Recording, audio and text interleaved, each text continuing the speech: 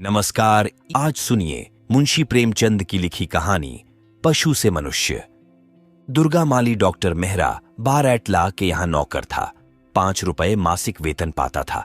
उसके घर में स्त्री और 2-3 छोटे बच्चे थे। स्त्री पड़ोसियों के लिए गेहूं पीसा करती थी।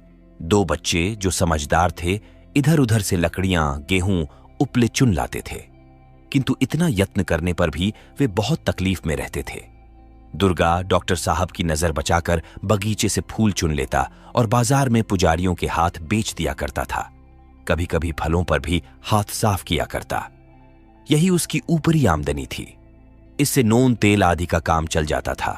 उसने कई बार डॉक्टर महोदय से वेतन बढ़ाने के लिए प्रार्थना की, परंतु डॉक्टर साहब नौकर की वेतन वृद्धि को छूत की बीमारी समझते थे जो एक से अनेक को ग्रस लेती है।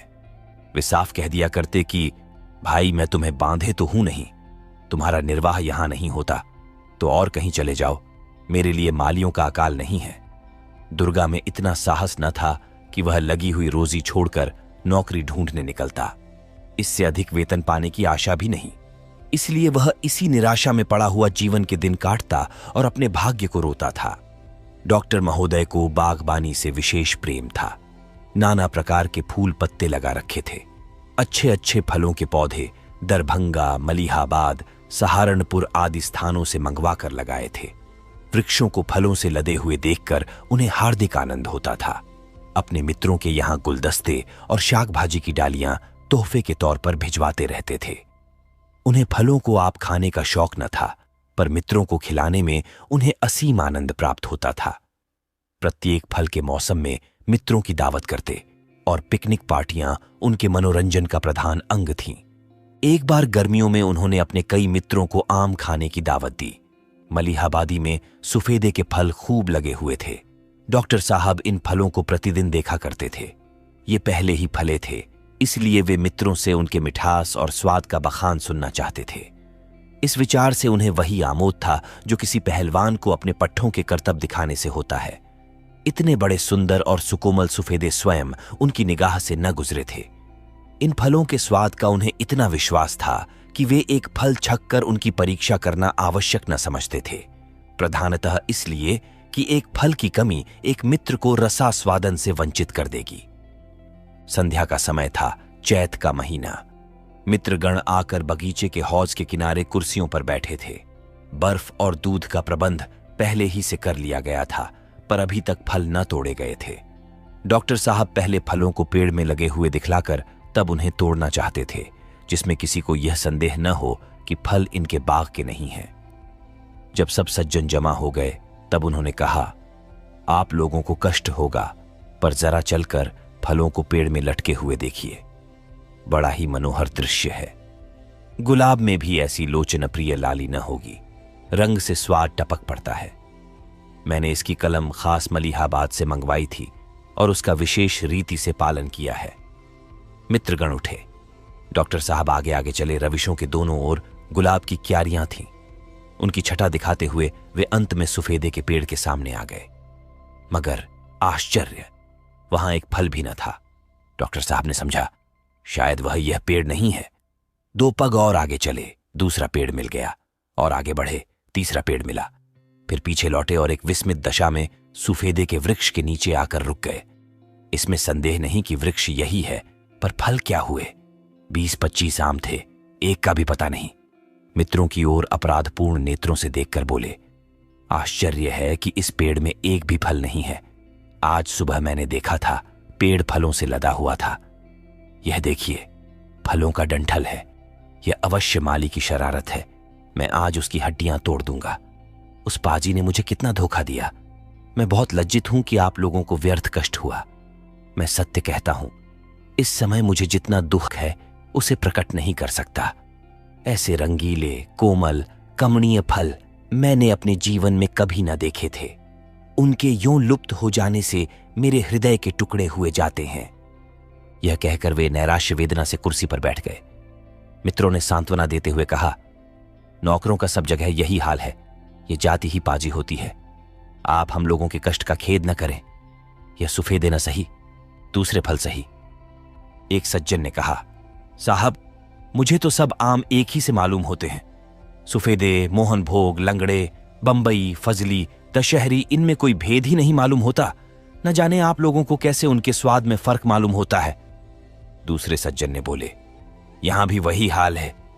इस समय जो फल मिले वही मंगवाइए, जो गए उनका अफसोस क्या। डॉक्टर साहब ने व्यथित भाव से कहा, आमों की क्या कमी है, सारा बाग भरा पड़ा है, खूब शौक से खाइए और बांध कर घर ले जाइए। वे हैं और किस लिए, पर वह रस और स्वाद कहां। आपको विश्वास न होगा, उन सुफेदों पर ऐसा निखार था कि सेब मालूम होते थे। सेब भी देखने में ही सुंदर होता है, उसमें वह रुचिवर्धक लालित्य, वह सुधामय मृदुता कहां। इस माली ने आज वह अनर्थ किया है कि जी चाहता है नमक हराम को गोली मार दूं। इस वक्त सामने आ जाए तो अधमुआ कर दूं। माली बाजार गया हुआ था। डॉक्टर साहब ने साइज से कुछ आम तुड़वाए, मित्रों ने आम खाए, दूध पिया और डॉक्टर साहब को धन्यवाद देकर अपने अपने घर की राह ली। लेकिन मिस्टर मेहरा वहां हौज के किनारे हाथ में हंटर लिए माली की बाट जोहते रहे। आकृति से जान पड़ता था मानो साक्षात क्रोध मूर्तिमान हो गया था। कुछ रात गए दुर्गा बाजार से लौटा। वह चौकन्नी आंखों से इधर उधर देख रहा था। ज्यों ही उसने डॉक्टर साहब को हौज के किनारे हाथ में हंटर लिए बैठे देखा, उसके होश उड़ गए। समझ गया कि चोरी पकड़ ली गई। इसी भय से उसने बाजार में खूब देर की थी। उसने समझा था डॉक्टर साहब कहीं सैर करने गए होंगे। मैं चुपके कटहल के नीचे अपनी झोंपड़ी में जा बैठूंगा।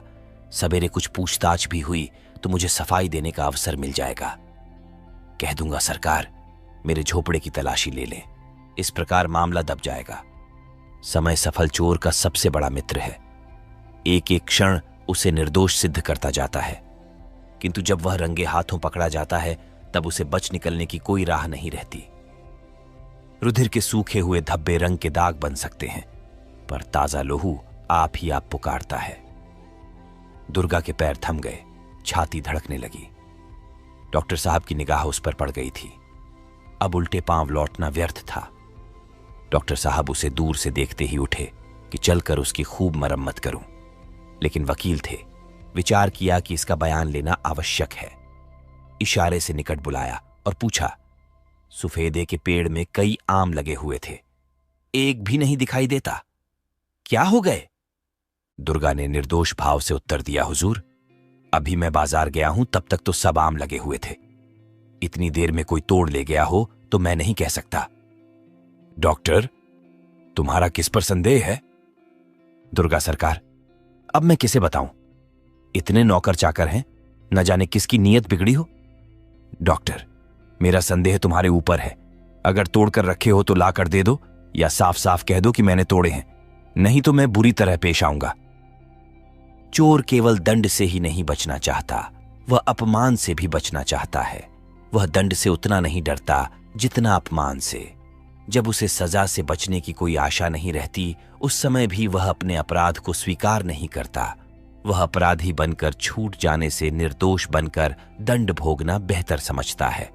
दुर्गा इस समय अपराध स्वीकार करके सजा से बच सकता था, पर उसने कहा, हुजूर मालिक हैं, जो चाहे करें, पर मैंने आम नहीं तोड़े। सरकार ही बताएं, इतने दिन मुझे आपकी ताबेदारी करते हो गए, मैंने एक पत्ती भी छुई है। डॉक्टर तुम कसम खा सकते हो? दुर्गा गंगा की कसम जो मैंने आमों को हाथ से छुआ भी हो। डॉक्टर मुझे इस कसम पर विश्वास नहीं है। तुम पहले लौटे में पानी लाओ, उसमें तुलसी की पत्तियां डालो, तब कसम खाकर कहो कि अगर मैंने तोड़े हों तो मेरा लड़का मेरे काम न आए, तब मुझे विश्वास आवेगा। दुर्गा हुजरू सांच को आंच क्या, जो कसम कहिए खाऊंगा। जब मैंने काम ही नहीं किया तो मुझ पर कसम क्या पड़ेगी? डॉक्टर अच्छा बातें न बनाओ, जाकर पानी लाओ। डॉक्टर महोदय मानव चरित्र के झांता थे, सदैव अपराधियों से व्यवहार रहता था। यद्यपि दुर्गा जबान से हेकड़ी की बातें कर रहा था, पर उसके हृदय में भय समाया हुआ था। वह अपने झोपड़े में आया, लेकिन लौटे में पानी लेकर जाने की हिम्मत न हुई। उसके हाथ थरथराने लगे। ऐसी घटनाएं याद आ गईं जिनमें झूठी गंगा उठाने वाले पर दैवी कोप का प्रहार हुआ था। ईश्वर के सर्वज्ञ होने का ऐसा मर्मस्पर्शी विश्वास उसे कभी नहीं हुआ था। उसने निश्चय किया, मैं झूठी गंगा न उठाऊंगा, यही न होगा, निकाल दिया जाऊंगा। नौकरी फिर कहीं न कहीं मिल जाएगी, और नौकरी भी न मिले तो मजूरी तो कहीं नहीं गई है। कुदाल भी चलाऊंगा तो सांझ तक आध सेर आटे का ठिकाना हो जाएगा। वह धीरे धीरे खाली हाथ डॉक्टर साहब के सामने आकर खड़ा हो गया। डॉक्टर साहब ने कड़े स्वर से पूछा, पानी लाया? दुर्गा हुजूर, मैं गंगा ना उठाऊंगा। डॉक्टर, तो तुम्हारा आम तोड़ना साबित है। दुर्गा, अब सरकार जो चाहे, समझे? मान लीजिए मैंने ही आम तोड़े तो आपका गुलाम ही तो हूं। रात दिन ताबेदारी करता हूं। बाल बच्चे आमों के लिए रोवें तो कहां जाऊं? अब की जान बख्शी जाए, फिर ऐसा कसूर ना होगा।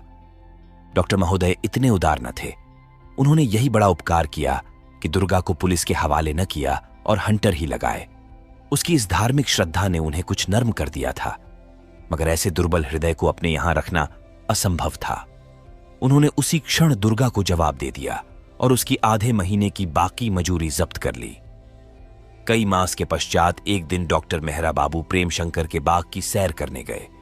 वहां से कुछ अच्छी अच्छी कलमें लाना चाहते थे। प्रेम शंकर को भी बागबानी से प्रेम था और दोनों मनुष्यों में यही समानता थी। अन्य सभी विषयों में एक दूसरे से भिन्न थे। प्रेम शंकर बड़े संतोषी, सरल, सहृदय मनुष्य थे। वे कई साल अमेरिका रह चुके थे। वहां उन्होंने कृषि विज्ञान का खूब अध्ययन किया था और यहां आकर इस वृत्ति को अपनी जीविका का आधार बना लिया था। मानव चरित्र और वर्तमान सामाजिक संगठन के विषय में उनके विचार विचित्र थे। इसीलिए शहर के सभ्य समाज में लोग उनकी उपेक्षा करते थे और उन्हें झक्की समझते थे। इसमें संदेह नहीं कि उनके सिद्धांतों से लोगों को एक प्रकार की दार्शनिक सहानुभूति थी, पर उनके क्रियात्मक होने के विषय में उन्हें बड़ी शंका थी। संसार कर्म क्षेत्र है, मीमांसा क्षेत्र नहीं। यहां सिद्धांत सिद्धांत ही रहेंगे, उनका प्रत्यक्ष घटनाओं से संबंध नहीं। डॉक्टर साहब बगीचे में पहुंचे तो उन्होंने प्रेम शंकर को क्यारियों में पानी देते हुए पाया। कुएं पर एक मनुष्य खड़ा पंप से पानी निकाल रहा था। मेहरा ने उसे तुरंत ही पहचान लिया। वह दुर्गा माली था।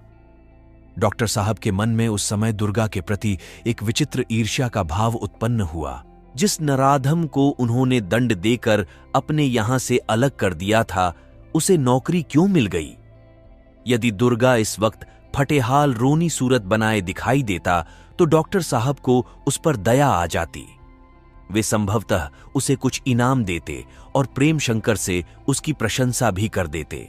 उनकी प्रकृति में दया थी और अपने नौकरों पर उनकी कृपा दृष्टि रहती थी, परंतु उनकी इस कृपा और दया में लेश मात्र भी भेद न था जो अपने कुत्तों और घोड़ों से थी। इस कृपा का आधार न्याय नहीं, दीन पालन है। दुर्गा ने उन्हें देखा, कुएं पर खड़े खड़े सलाम किया और फिर अपने काम में लग गया। उसका यह अभिमान डॉक्टर साहब के हृदय में भाले की भांति चुभ गया। उन्हें यह विचार कर अत्यंत क्रोध आया कि मेरे यहां से निकलना इसके लिए हितकर हो गया। उन्हें अपनी सहृदयता पर जो घमंड था उसे बड़ा आघात लगा। प्रेम शंकर ज्यों ही उनसे हाथ मिलाकर उन्हें क्यारियों की सैर कराने लगे, त्यों ही डॉक्टर साहब ने उनसे पूछा, यह आदमी आपके यहां कितने दिनों से है? प्रेम शंकर, यही 6 या 7 महीने होंगे। डॉक्टर, कुछ नोच खसोट तो नहीं करता? ये मेरे यहां माली था। इसके हथलपकेपन से तंग आकर मैंने इसे निकाल दिया था। कभी फूल तोड़कर बेच आता, कभी पौधे उखाड़ ले जाता, और फलों का कहना ही क्या। वे इसके मारे बचते ही न थे। एक बार मैंने मित्रों की दावत की थी। मलिहाबादी सुफेदे में खूब फल लगे हुए थे। जब सब आकर बैठ गए और मैं उन्हें फल दिखाने के लिए ले गया तो सारे फल गायब। कुछ न पूछिए उस घड़ी कितनी भद्द हुई। मैंने उसी क्षण इन महाशय को दुत्कार बताई। बड़ा ही दगाबाज आदमी है और ऐसा चतुर है कि इसको पकड़ना मुश्किल है। कोई वकीलों ही जैसा काइयां आदमी हो तो इसे पकड़ सकता है। ऐसी सफाई और डिठाई से ढुलकता है कि इसका मुंह देखते रह जाइए। आपको भी तो कभी चरका नहीं दिया? प्रेम शंकर जी, नहीं, कभी नहीं। मुझे इसने शिकायत का कोई अवसर नहीं दिया। यहां तो खूब मेहनत करता है, यहां तक कि दोपहर की छुट्टी में भी आराम नहीं करता। मुझे तो इस पर इतना भरोसा हो गया कि सारा बगीचा इस पर छोड़ रखा है। दिन भर में जो कुछ आमदनी होती है वह शाम को मुझे दे देता है और कभी 1 पाई का भी अंतर नहीं पड़ता। डॉक्टर, यही तो इसका कौशल है कि आपको उलटे छुरे मूढ़े और आपको खबर भी नहीं। आप इसे वेतन क्या देते हैं? प्रेम शंकर, यहां किसी को वेतन नहीं दिया जाता। सब लोग लाभ में बराबर के साझेदार हैं। महीने भर में आवश्यक व्यय के पश्चात जो कुछ बचता है उनमें से 10 रुपये प्रति सैकड़ा धर्म खाते में डाल दिया जाता है। शेष रुपये समान भागों में बांट दिए जाते हैं। पिछले महीने में 140 रुपये की आमदनी हुई थी। मुझे मिलाकर यहां 7 आदमी हैं। 20 रुपये हिस्से पड़े। अब की नारंगियां खूब हुई हैं। मटर की फलियों, गन्ने, गोभी आदि से अच्छी आमदनी हो रही है। 40 रुपये से कम न पड़ेंगे। डॉक्टर मेहरा ने आश्चर्य से पूछा, इतने में आपका काम चल जाता है? प्रेमशंकर जी, हां, बड़ी सुगमता से। मैं इन्हीं आदमियों के से कपड़े पहनता हूं, इन्हीं का सा खाना खाता हूं और मुझे कोई दूसरा व्यसन नहीं है। यहां 20 रुपये मासिक उन औषधियों का खर्च है जो गरीबों को दी जाती हैं। ये रुपये संयुक्त आय से अलग कर लिए जाते हैं। किसी को कोई आपत्ति नहीं होती। यह साइकिल जो आप देखते हैं संयुक्त आय से ही ली गई है। जिसे जरूरत होती है इस पर सवार होता है। मुझे ये सब अधिक कार्यकुशल समझते हैं और मुझ पर पूरा विश्वास रखते हैं। बस मैं इनका मुखिया हूं। जो कुछ सलाह देता हूं उसे सब मानते हैं। कोई भी यह नहीं समझता कि मैं किसी का नौकर हूं। सब के सब अपने को साझेदार समझते हैं और जी तोड़कर मेहनत करते हैं। जहां कोई मालिक होता है और दूसरा उनका नौकर, तो उन दोनों में तुरंत द्वेष पैदा हो जाता है। मालिक चाहता है कि इससे जितना काम लेते बने लेना चाहिए। नौकर चाहता है कि मैं कम से कम काम करूं। उसमें स्नेह या सहानुभूति का नाम तक नहीं होता। दोनों यथार्थ में एक दूसरे के शत्रु होते हैं। इस प्रतिद्वंद्विता का दुष्परिणाम हम और आप देख ही रहे हैं। मोटे और पतले आदमियों के पृथक पृथक दल बन गए हैं और उनमें घोर संग्राम हो रहा है। कल चिन्हों से झात होता है कि यह प्रतिद्वंद्विता अब कुछ ही दिनों की मेहमान है। इसकी जगह अब सहकारिता का आगमन होने वाला है। मैंने अन्य देशों में इस घातक संग्राम के दृश्य देखे हैं और मुझे घृणा हो गई है। सहकारिता ही हमें इस संकट से मुक्त कर सकती है। डॉक्टर, तो यह कहिए कि आप सोशलिस्ट हैं। प्रेमशंकर जी, नहीं, मैं सोशलिस्ट या डेमोक्रेट कुछ नहीं हूं। मैं केवल न्याय और धर्म का दीन सेवक हूं। मैं निस्वार्थ सेवा को विद्या से श्रेष्ठ समझता हूं। मैं अपनी आत्मिक और मानसिक शक्तियों को, बुद्धि सामर्थ्य को धन और वैभव का गुलाम नहीं बनाना चाहता। मुझे वर्तमान शिक्षा और सभ्यता पर विश्वास नहीं। विद्या का धर्म है आत्मिक उन्नति का फल, उदारता, त्याग, सदिच्छा, सहानुभूति, न्यायप्रियता और दयाशीलता। जो शिक्षा हमें निर्बलों को सताने के लिए तैयार करे, जो हमंत धरती और धन का गुलाम बनाए, जो हमें भोग विलास में डुबाए, जो हमें दूसरों का रक्त पीकर मोटा होने का इच्छुक बनाए, वह शिक्षा नहीं है। अगर मूर्ख लोभ और मोह के पंजे में फंस जाए तो वे क्षम्य हैं, परंतु विद्या और सभ्यता के उपासकों की स्वार्थांधता अत्यंत लज्जाजनक है। हमने विद्या और बुद्धिबल की विभूति के शिखर पर चढ़ने का मार्ग बना लिया। वास्तव में वह सेवा और प्रेम का साधन था। कितनी विचित्र दशा है कि जो जितना ही बड़ा विद्वान है वह उतना ही बड़ा स्वार्थ सेवी है। बस हमारी सारी विद्या और बुद्धि, हमारा सारा उत्साह और अनुराग धनलिप्सा में ग्रसित है। हमारे प्रोफेसर साहब 1000 से कम वेतन पाएं तो उनका मुंह ही नहीं सीधा होता। हमारे दीवान और माल के अधिकारी लोग 2000 मासिक पाने पर भी अपने भाग्य को रोया करते हैं। हमारे डॉक्टर साहब चाहते हैं कि मरीज मरे या जिए, मेरी फीस में बाधा न पड़े। और हमारे वकील साहब ईश्वर से मनाया करते हैं कि ईर्ष्या और द्वेष का प्रकोप हो और सोने की दीवार खड़ी कर लूं। समय धन है, इसी वाक्य को हम ईश्वर वाक्य समझ रहे हैं। इन महान पुरुषों में से प्रत्येक व्यक्ति सैकड़ों नहीं, हजारों लाखों की जीविका हड़प जाते हैं और फिर भी उनका जाति का भक्त बनने का दावा है। वह अपने स्वजाति प्रेम का डंका बजाता फिरता है। पैदा दूसरे करें, पसीना दूसरे बहाएं, खाना और मोछों पर ताव देना इनका काम है। मैं समस्त शिक्षित समुदाय को केवल निकम्मा ही नहीं वरन अनर्थकारी भी समझता हूं। डॉक्टर साहब ने बहुत धैर्य से काम लेकर पूछा, तो क्या आप चाहते हैं कि हम सबके सब मजूरी करें? प्रेमशंकर जी, नहीं। हालांकि ऐसा हो तो मनुष्य जाति का बहुत उपकार हो। मुझे जो आपत्ति है वह केवल दशाओं में इस अन्यायपूर्ण समता से है। यदि एक मजूर 5 रुपया में अपना निर्वाह कर सकता है तो एक मानसिक काम करने वाले प्राणी के लिए इससे दुगुनी तिगुनी आय काफी होनी चाहिए, और वह अधिकता इसलिए कि उसे कुछ उत्तम भोजन, वस्त्र तथा सुख की आवश्यकता होती है। मगर 5 और 5,000, 50 और 50,000 का अस्वाभाविक अंतर क्यों हो? इतना नहीं, हमारा समाज 5 और 5 लाख के अंतर का भी तिरस्कार नहीं करता, वरन उसकी ओर भी प्रशंसा करता है। शासन प्रबंध, वकालत, चिकित्सा, चित्र रचना, शिक्षा, दलाली, व्यापार, संगीत और इसी प्रकार की सैकड़ों अन्य कलाएं शिक्षित समुदाय की जीवन वृत्ति बनी हुई हैं, पर इनमें से एक भी धनोपार्जन नहीं करती। इनका आधार दूसरों की कमाई पर है। मेरी समझ में नहीं आता कि वह उद्योग धंधे जो जीवन की सामग्रियां पैदा करते हैं, जिन पर जीवन का अवलंबन है, क्यों उन पेशों से नीचे समझे जाएं, जिनका काम केवल मनोरंजन या अधिक से अधिक धनोपार्जन में सहायता करना है। आज सारे वकीलों को देश निकाला हो जाए, सारे अधिकारी वर्ग लुप्त हो जाएं और सारे दलाल स्वर्ग को सिधारें, तब भी संसार का काम चलता रहेगा, बल्कि और भी सरलता से। किसान भूमि जोतेंगे, जुलाहे कपड़े बुनेंगे, बढ़ई, लोहार, राज, चर्मकार सबके सब पूर्ववत अपना अपना काम करते रहेंगे। उनकी पंचायतें उनके झगड़ों का निबटारा करेंगी। लेकिन यदि किसान न हो तो सारा संसार क्षुधा पीड़ा से व्याकुल हो जाए। परंतु किसान के लिए 5 रुपये बहुत समझा जाता है, और वकील साहब या डॉक्टर साहब को 5,000 भी काफी नहीं। डॉक्टर, आप अर्थशास्त्र के उस महत्वपूर्ण सिद्धांत को भूले जाते हैं जिसे श्रम विभाजन, पपेपवदव स्निवनतद्ध कहते हैं। प्रकृति ने प्राणियों को भिन्न भिन्न शक्तियां प्रदान की हैं, और उनके विकास के लिए भिन्न भिन्न दशाओं की आवश्यकता है। प्रेम शंकर, मैं यह कब कहता हूं कि प्रत्येक मनुष्य को मजूरी करने पर मजबूर किया जाए? नहीं, जिसे परमात्मा ने विचार की शक्ति दी है वह शास्त्रों की विवेचना करे। जो भावुक हो वह काव्य की रचना करे। जो अन्याय से घृणा करता हो वह। मेरा कथन यह है कि विभिन्न कार्यों की हैसियत में इतना अंतर न रहना चाहिए।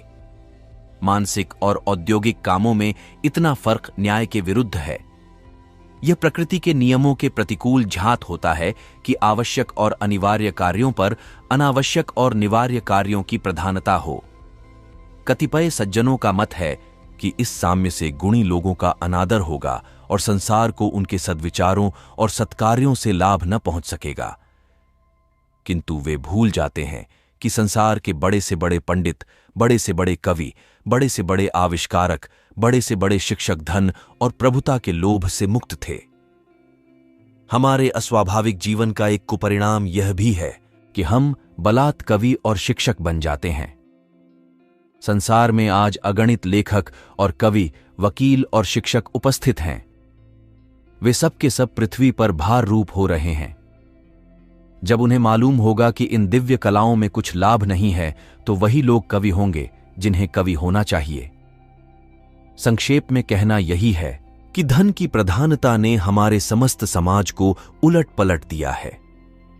डॉक्टर मेहरा अधीर हो गए, बोले, महाशय, समाज संगठन का यह रूप देवलोक के लिए चाहे उपयुक्त हो, पर भौतिक संसार के लिए और इस भौतिक काल में वह कदापि उपयोगी नहीं हो सकता।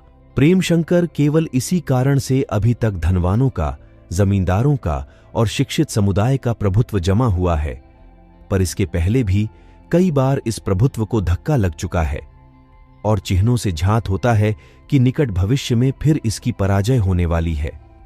कदाचित वह हार निर्णयात्मक होगी। समाज का चक्र साम्य से आरंभ होकर फिर साम्य पर ही समाप्त होता है। एकाधिपत्य, रईसों का प्रभुत्व और वाणिज्य प्राबल्य उसकी मध्यवर्ती दशाएं हैं। वर्तमान चक्र ने मध्यवर्ती दशाओं को भोग लिया है और वह अपने अंतिम स्थान के निकट आता जाता है। किंतु हमारी आंखें अधिकार और प्रभुता के मद में ऐसी भरी हुई हैं कि हमें आगे पीछे कुछ नहीं सूझता। चारों ओर से जनतावाद का घोर नाद हमारे कानों में आ रहा है, पर हम ऐसे निश्चिंत हैं मानो वह साधारण मेघ की गरज है। हम अभी तक उन्हीं विद्याओं और कलाओं में लीन हैं जिनका आश्रय दूसरों की मेहनत है। हमारे विद्यालयों की संख्या बढ़ती जाती है, हमारे वकील खाने में पांव रखने की जगह बाकी नहीं। गली गली फोटो स्टूडियो खुल रहे हैं। डॉक्टरों की संख्या मरीजों से भी अधिक हो गई है, पर अब भी हमारी आंखें नहीं खुलती। हम इस अस्वाभाविक जीवन, इस सभ्यता के तिलिस्म से बाहर निकलने की चेष्टा नहीं करते। हम शहरों में कारखाने खोलते फिरते हैं, इसलिए कि मजदूरों की मेहनत से मोटे हो जाएं। 30 रुपये और 40 रुपये सैकड़े लाभ की कल्पना करके फूले नहीं समाते, पर ऐसा कहीं देखने में नहीं आता कि किसी शिक्षित सज्जन ने कपड़ा बुनना या जमीन जोतना शुरू किया हो।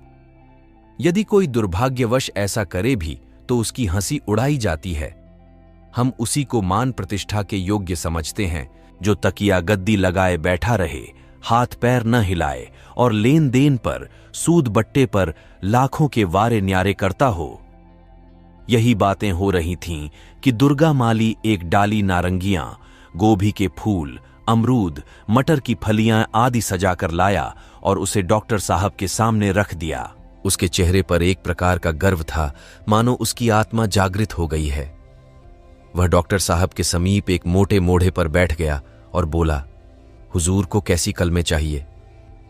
आप बाबूजी को एक चिट पर उनके नाम लिख कर दे दीजिए। मैं कल आपके मकान पहुंचा दूंगा। आपके बाल बच्चे तो अच्छी तरह हैं। डॉक्टर साहब ने कुछ सकुचा कर कहा, हां, लड़के अच्छी तरह हैं। तुम यहां अच्छी तरह हो? दुर्गा जी, हां, आपकी दया से बहुत आराम से हूं। डॉक्टर साहब उठकर चले तो प्रेमशंकर उन्हें विदा करने साथ साथ फाटक तक आए। डॉक्टर साहब मोटर पर बैठे तो मुस्कुराकर प्रेमशंकर से बोले, मैं आपके सिद्धांतों का कायल नहीं हुआ, पर इसमें संदेह नहीं कि आपने एक पशु को मनुष्य बना दिया। यह आपके सत्संग का फल है। लेकिन क्षमा कीजिएगा, मैं फिर भी कहूंगा कि आप इससे होशियार रहिएगा। यूजेनिक्स अभी तक किसी ऐसे प्रयोग का आविष्कार नहीं कर सका है जो जन्म के संस्कारों को मिटा दे। आप सुन रहे थे मुंशी प्रेमचंद की लिखी कहानी पशु से मनुष्य।